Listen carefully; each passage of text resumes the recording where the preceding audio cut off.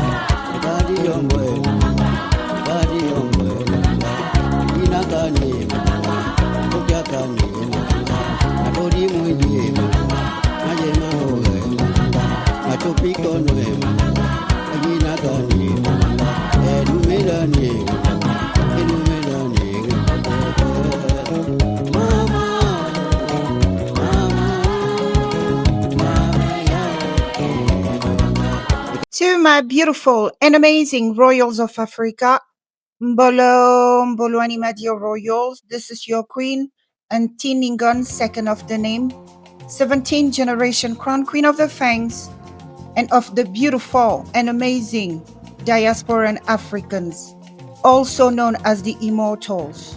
Welcome back, my dear people, to Nubia the Path to Return, the home of the African royals. In today's video, my dear children, we are going to talk about what is happening in Mali. Yes, my people, we have to talk about what is happening in Mali, although I'm still very upset. So as you probably heard, that a lion has fallen in the great land of Emperor Mansa Musa, in the great land of Emperor Sundiata Keita, and in the great land of Emperor Samori Touré, just to name a few. As you know, our people of Mali have been historically great warriors. A lion has fallen, my people. And what makes it very upsetting is that because they brought it to him at home. And we know what it means. It's an inside job. Yes, my people, an inside job. And they brought it to him at home. So, but for now, let's talk about the amazing legacy of courage and patriotism he left behind. Let's talk about the amazing legacy, my people, of courage and patriotism of our fallen lion, also known as General Sadio Camara.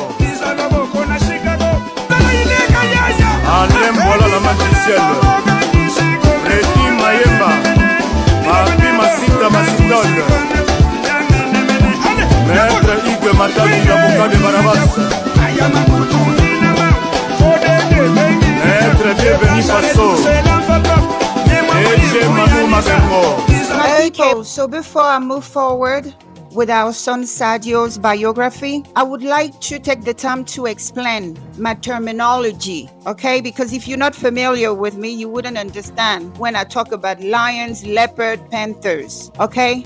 So, for those who don't understand my jargon, in pre-colonial Africa, the destiny of millions of people was never given to fools. It was the time of the ancestral rule. What does it mean? It simply means that the ancestors choose our leaders, okay? So certain bloodlines were chosen, selected, equipped to run the kingdoms, to run the land. And these bloodlines are the lions. They are the physical protectors of the kingdom. And then we have the panthers, the spiritual protectors of the kingdom. The lions are the military. It's a whole bloodline. It's not everybody who's born and wired to kill for a land, to live and die for a land, okay? And then the priesthood, the panthers, they are the seers, the spiritual eyes of that land. The panthers, who, by the way, let their presence known in America. Those who know. And then we have the king, who's usually the combination of all these forces. They were bloodline designated to rule, to serve a particular purpose. And these are the bloodlines the imperialists, the colonizers hate the most because they are uncompromising. Their boss are their ancestors and the god of thereof, and not the imperialists. So that's why they decided that they had to go, okay? Every land have those. It's in the blood. It's like that. Every land, every kingdoms have those. And these are the bloodlines that were targeted for extermination and deportation into slavery. Many of them are in the diaspora. So for those of you who didn't know him or know anything about his work, our lion Sadio was born on March 22nd, 1979 in Kati, Mali. So Kati is his home, okay? Kati is his hometown. I think it is important to remember that. Kati is a strategic city and urban commune in the surroundings of Bamako, the political capital of Mali. So Kati is located roughly 9 to 10 miles northwest of the capital, Bamako. So his early education began at Molo Koulibaly Primary School in Kati, where his discipline and leadership qualities first emerged. Driven by a passion for service, he joined the Kati Military Academy, earning his baccalaureate in biological science in 1999. His academic excellence and commitment to military service led him to the Koulikoro Inter-Arms Military School, where he graduated with honors. Now let's talk about what I call advanced military training.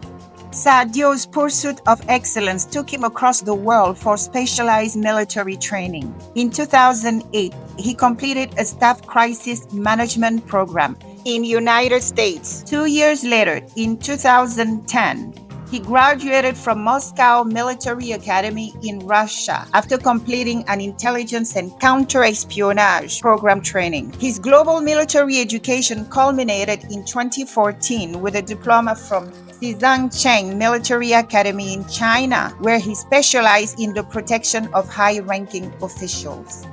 These experiences shaped him into a versatile military strategist and leader. Now, when it comes to his military career and field experience, Sadio's field experience spanned from 2002 to 2012, a decade marked by dedication and valor. From 2002 to 2007, he commanded the N2 Intervention Group of the National Guard Company, demonstrating tactical brilliance and leadership under pressure. Between July 2009 and February 2010, he fought alongside Governor General El Hadj Agamu and President Assimi Goïta in northern Mali. He commanded the 2nd Special Unit in Menaka, as well as the 11th Special Unit in Tinzawatan, and later a Special Unit in Kidal, contributing significantly to Mali's defense and stability. From 2016 through 2020, our lion Sadio served as the General Director of the Kati Military School, where he mentored a new generation of Malian officers, instilling in them the values of discipline, patriotism, and service. In October 2024, he was promoted to the rank of general by President Assimi Goïta. Now, my people, let me share with you his key military operations. Throughout his career, General Camara led several decisive operations to reclaim Malian territories. His leadership was especially instrumental in the reconquest of Sutara in 2002, Jiguidugu in 2008, Badenko in 2011, and Maliba in 2015. These victories solidified his reputation as one of Mali's most capable and visionary military strategists. Now let's talk about the biggest legacy he left behind, the African Revolution. General Sadio Camara is remembered as one of the Fantastic Five Malian officers. The Fantastic Five Malian officers are the strategists and architects of the African Revolution that began in Mali in May of 2021. When alongside his brothers in arms, Colonel Assimi Goïta, Colonel Malik Diaw, Colonel Ismaël Ouagé, and Colonel Modibo Kone, opposed the then President Christian Kabore's order to laissez faire as the French army fired up Malian youth protesting a French convoy en route to Niger. The brave Fantastic Five didn't waste any time. They proceeded with the arrest of the then President Kabore and seized power. And in that process, they jump-started what we proudly know as the African Revolution. His actions symbolized resistance, sovereignty, and the awakening of a new African consciousness. Now let's talk about his passing and the immortal legacy he left behind. On April 25, 2026, General Sadio Camara was killed at the age of 46 during a suicide attack by the French-sponsored Front of Liberation of Azawad, also known as FLA, targeting his home in Kati near Bamako.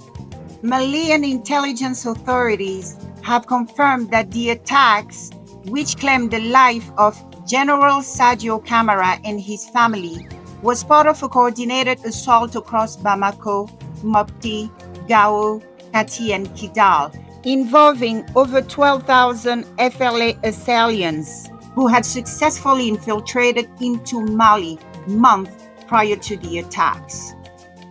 General Sadio Camara's death marked a profound loss for Mali and the entire continent of Africa. His life embodied courage, sacrifice, and unwavering dedication to his homeland, to Mali, to Africa, and to the global South.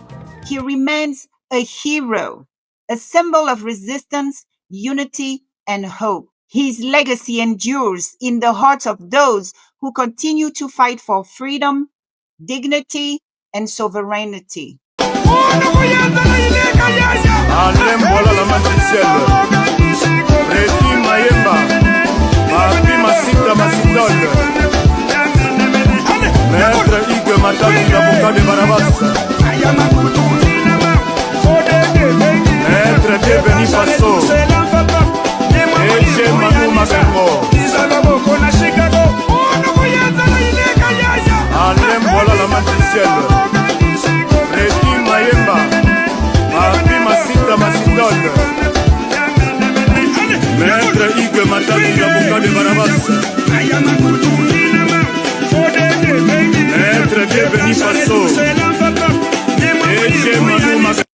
So, and in addition, our lion and son, Sadio, is survived by his first wife and a set of kids. So yes, he did have a survival plan. And as you know, he died with his second wife and their kids. Unfortunately, we don't have her name. We also understand that it's for security reasons, because when you are the wife, the son, the daughter, or the husband of a liberator, you have a mole on your back. But we honor her sacrifice as well, because she's a lioness. She's a lioness who chose to stand by her lion no matter what. Okay? Traditionally, lioness die with their lion. Once a lion falls, the lioness doesn't have much long after that. So usually when they pair up, they know that at any time it could be over for us and the cub. There are chosen bloodlines to serve. They are wired, born, and prepared to kill and die for their homeland and their people. They are wired to do stuff like that. Just like you could see, our sons, as young as they were, they took the burden upon their shoulder to start the process of freeing an entire continent. They are born like that. So we salute her, we honor her, because she was his support system in time of great danger. She didn't go and hide, because usually our fathers, they don't like fighting with us around, with us running around. And this is how the European love to fight us. They love to come and surprise us in the middle of the night with our children, wives around. And this is how they like to fight us. So as you could see, my dear people, the imperialist playbook hasn't changed, okay? It has not changed. This is what happened then. This is what is still happening. First, they come for the protectors of the lands, of course, with the help of their local slaves, all right? Once they have taken out the protectors of the land, it's only then, it's only over their dead body. They have their way with us. They make of us slaves, they make of us whatever they want. Always in that order. Never forget that. You saw what they did in Libya, all right? They took out the lion of the land. Obama's administration was in charge of taking out Muammar Gaddafi, and now what is happening there? They have resumed the selling of Africans. I told you earlier to make note of the fact that his hometown is Kati, near Bamako. And we also learned that the place of his passing is also Kati. So what does it mean? It means that people from his hometown, people from his neighborhood, people from his village sold him out for them to hear him at home. Not only that, the slaves of these imperialists were close enough to know his exact logistics. They knew his whereabouts, and it's heartbreaking. Yes, it's humiliating because he was that close. It was that close. Some of you may wonder, but why Kari? Yes, they targeted him at his home Kari because security wasn't as beefed up over there. Because we believe we are fighting for the people, and especially the place you born in, your hometown, your community, your neighborhood, your village. These are not the people you need to barricade yourself around, or what's the point of serving? So usually around people in our hometowns, our guards are down. Same thing happened to Salif Gaddafi. They got him in his hometown. The late Saddam Hussein in his hometown. Traitors, that's all niggas and Arabs do, betray each other. So of course, they have these ugly ones who look and think and sound like nothing. Look at them. Treason has faces. And this is what they look like. These ones, these slaves, these idiots have permanently cursed their bloodlines and condemned them to perpetual shame and a life of exile without possibility of return. Among these shameless fools are some military, some of them officials, some of them already retired, some of them still active, with some official civilians. Shame. However, I have a good news. Our people in Mali rose up. They said, what? You caught us sleeping. Now we are up and we are about to deal with you correctly. They shut down the country and they are picking them up like flies.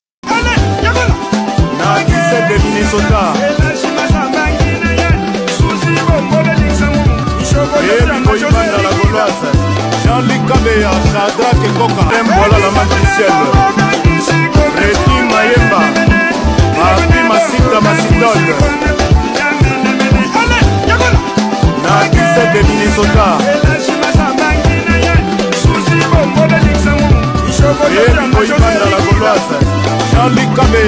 Infiltrate 12,000 people. What does it tell you? What does it mean? For 12,000 foreigners to come in your homeland and just blend in for months and prepare a simultaneous attack on your homeland, what does it say? It says that they were black like us. They look just like you and I. They look just like our uncle's child. That's why they didn't stand out. And more so, he also said that they had people locally who hosted them, who guided them, who served them as guides around. Gave them intel on where to find their targets and their families.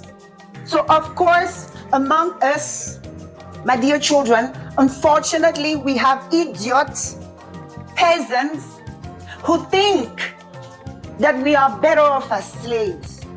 So here come the traitors among us.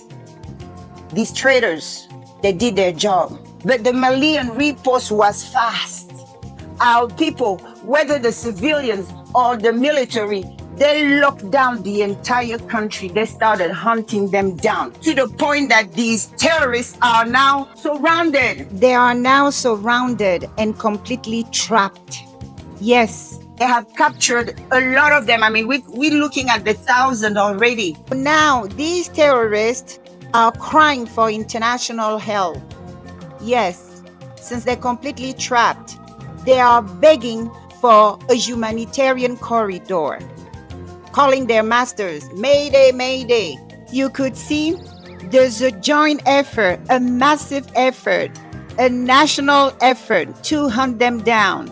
Civilian, just like military alike, the entire population of Mali is mobilized to bring these terrorists to justice. And we also have heard from Bamako, the revolutionary government of Mali is still standing, okay? They didn't do anything but take the life of our lions and that of many of our people over there. Other than that, they just made Mali more united and stronger. They thought that they had what it takes to go and shake Mali. The great land of Sunjata Keita, they didn't know who they were messing with. Our people in Mali showed them. Like I've always taught on this channel, the only reason why the Europeans won the war against Africans, it was due to their military advancement. They had gunpowder. Our ancestors didn't have those. And I've always told you that it's in our nature to be extremely brave because of what our ancestors did.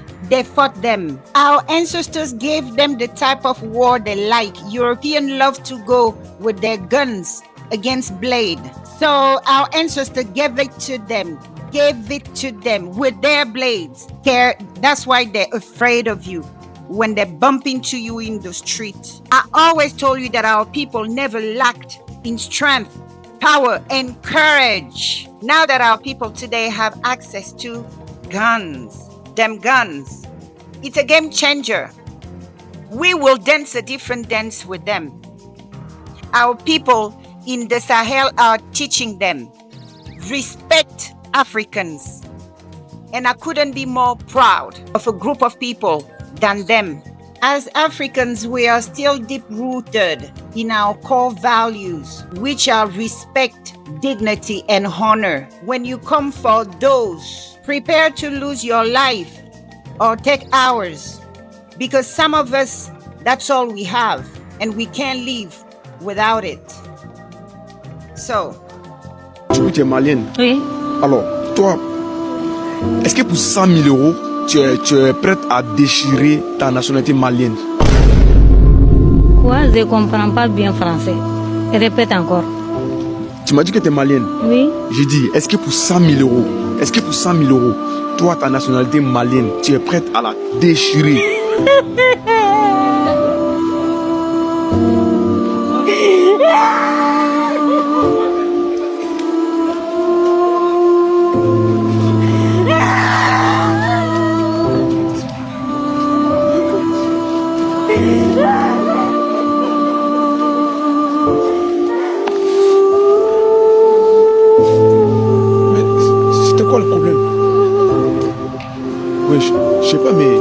Ok, je vais la rejoindre. We have some major breaking news. Burkina Faso and Niger have officially entered the Mali war. As we're speaking right now, 15,000 troops from Niger and Burkina Faso have already joined this war. According to the latest news, the news that is coming out now, there was airstrikes everywhere in Mali, and you know Burkina Faso does not play. And the terrorists are paying the price. The two places have been run by these terrorists, Gao and Kigali, have now been liberated. No more terrorists in those two areas. You won't believe. France and Ukraine and many other European countries that are against Russia, they are responsible for this attack on Mali. They are funding these terrorists so Mali can be divided into two countries. But now Burkina Faso and Niger have said that is not going to happen. That these people are not going to get into their country and cut them into two and have the peace of their own. And I'm so happy that Burkina Faso and Niger are helping Mali. And Africa, other African countries, they need to help Mali.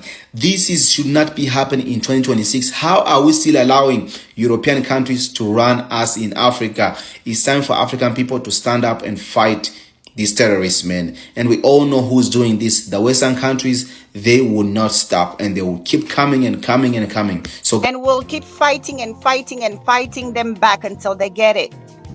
What really scares French is to see that our people in Africa, in the Sahel Alliance, have exposed their big lie. And what was that big lie? They said we could never self-rule. They said our lands will be disastrous unless we rule our people under their democracy type of shit. This is what they said. They said we can't self-rule. We have to have masters over us. This is what they said. They said that we have no discipline. They said that our fathers, our brothers, our sons, our daughters, we cannot work together. They say all this about us. They presented us as this group of people who have absolutely no clue, who are born to be slaves. This is what they told the world about us. Now, the Sahel Alliance state has proven them wrong. My dear children, how have they proven them wrong? You see, the Fantastic Five of Mali, they have proven them wrong in so many ways. They have proven that they are men of integrity and discipline. Look how they got together. They have proven that we don't need French boots or any of their boots on our ground. They have proven that they can grow their army without the assistance, if I can even dare call it like that, without the presence of the colonial imperialists over them. They have proven them wrong by reinstating the ancestral rule, okay? It's not to fools you give the destiny of millions of people. And they have proven that to France by ousting their local puppets and slaves. And in the process, they have exposed the cancer France is to Africans' economy. Now, our lions in the Sahel proved them wrong. Look at the team of the Fantastic Five Lions of the land of Mali. What did they do? They were all colonel. Okay, they came together. They were all colonel, meaning all lions. And then what happened? Okay, in order for us to restore our dignity, respect, and honor, we need a leopard over us, the one with the power to lead us. Lions can also be leopard because lions come from leopards, okay? And so does panthers. If you wonder why the leopard is the one with the black spot on the golden coat, because she's the mother of them both. So they are from the same family of felines, protectors. Do you understand? So among them, they saw which one has the quality to become the leopard of the land, right? It takes wisdom. It takes honesty. It's like, okay, we are all colonel, but you, my Colonel Goita, I think you have what we need here in Mali. You have this gift. You have this talent. It takes amazing type of men to put aside their ego and go by what is right for the country and support who the ancestors have appointed to lead them, okay? It takes discipline. It takes character and integrity. It takes selflessness, okay? You can't be a selfish bastard to make such decisions. It takes patriotism for one's land. And our lions got it. So our people did it not only in Mali, they doubled down and did it in Niger, because there's also a team of lions in Niger. They have selected their leopard and they protect their leopard. They work together like the armed brothers they are. They haven't been able to break them up. The same scenario happened with our lions in Burkina Faso. So yes, our people have proven them wrong by restoring our honor, dignity, and respect in the region. These Europeans are so scared to see the ancestral rule coming back, becoming popular, becoming the solution to free ourselves from their enslavement. Yes, and the land of the baguette has reason to shake, because the success of our lions in the Sahel is proving that ancestral rules is what Africa needs. Yeah, they hate ancestral rule, right? They hate ancestral rule because their democracy is their lottery to power. When peasants can dress up as king and fool their people, make them believe I will live and die for you, my people, when they're there, to put gold in their pocket because they ain't seen gold in their life. They're poor in the spirit. That's all they've been doing for generations, selling people out. We don't need their democracy. We saw what he did in Libya. We saw what he did in Iraq. We saw what he did everywhere they took it to. So ancestral rule, this one is the one who will live and die for these people, live and kill for these people. This one is the one wired tough enough to do that. Because if we go to our ancestors to choose our rulers, they have no puppets. Ancestral rule. So yes, it's terrifying to the imperialists. Of course, they will fight any country that chooses ancestral rule as a leadership model, because under ancestral rule, they have absolutely no access. Because no real leopard will allow hyenas to come and camp in his backyard. No real leopard will enter into a deal which is disadvantageous and dishonoring to his people. They know that under the rulership of a leopard, la récréation est terminée. They know that very well. If all Africans decide that we have suffered enough, let's go back to ancestral rule. Let's uplift our ancestral values, culture, sciences, and everything. They're afraid of that Africa. So with that in mind, long live the spirit of revolution in the heart of dignified Africans. Immortality to the leopards, the lions, and the panthers of the Sahel State Alliance. Immortality to all of you, for you are honoring the sacrifice, the bloodshed of our ancestors. You are picking up the hatchet from where our ancestors dropped it, and you are continuing their war. You are the honorable sons who carry out our forefathers' vision and legacy of a free Africa or death. We honor you, we love you, we appreciate your sacrifice, your dedication. Thank you. And now, as you know, our lion Sadio has crossed over. He is now an ancestor of ours. We are our ancestors, so we are immortals. And since he died fighting for us, his homeland and his people, he has become an elevated ancestor. What does it mean? It means that he now can reincarnate through any of us suitable to receive him in their home. The home being your vessel, of course. So what do we Africans do when a lion, a leopard, or a panther falls? We Africans, we submit our application. We push in our application. Yes. All right. Dear elevated ancestors, so and so, find me suitable to host you in my home so that you give it to them next time in the land called wherever land you are. With intention, even when it comes to make that baby, always with intentions of who you want to bring back. Tell him that you will guide him, you will protect him and provide the condition which will ensure that he successfully completes his mission this time around. That's what we do. Yes, we are immortals. Okay? So his name is Sergio Tamara. Whether you name after him, you give the first name or you give the last name. But if the intention is him, he will be a Sergio. Do you know what Sergio is? A mystical hippopotamus. Those of us who don't have predators. All right, my beautiful and amazing royals of Africa. That was it for today. So, peace in your homes, love in your heart, and stay united. Until next time. Mwah!